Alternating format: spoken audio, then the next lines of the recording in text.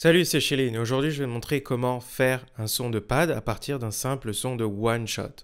L'idée c'est d'avoir un son de one shot et en dessous on va enregistrer le son allongé qui va s'étirer.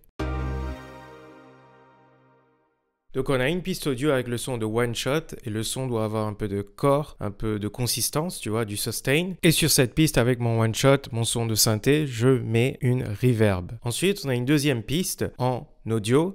Et là, je vais la régler sur du resampling.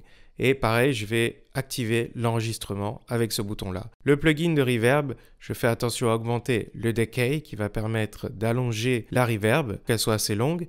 Et lorsque je joue, je vais activer le bouton freeze. Donc d'abord, je m'assure que j'ai bien le bouton enregistrer activé. J'appuie sur le bouton enregistrer ici et j'appuie sur le bouton freeze pour bloquer le son de decay, c'est-à-dire le son allongé qui est produit par la reverb.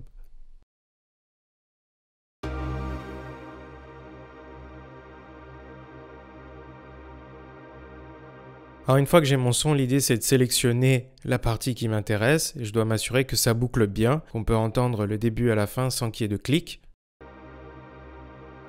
Là je vais enlever le warping, je vais consolider l'audio pour pouvoir avoir l'audio au maximum. Donc CTRL J sur Windows et commande J sur Mac. Et c'est ce sample là que je vais utiliser dans ma production. À partir de là, tu peux facilement prendre le sample audio et l'utiliser dans un sampler et t'amuser à changer le pitch. J'espère que le tuto était intéressant et que tu vas pouvoir réutiliser cette technique dans tes propres productions. N'hésite pas à t'abonner. Allez, à plus.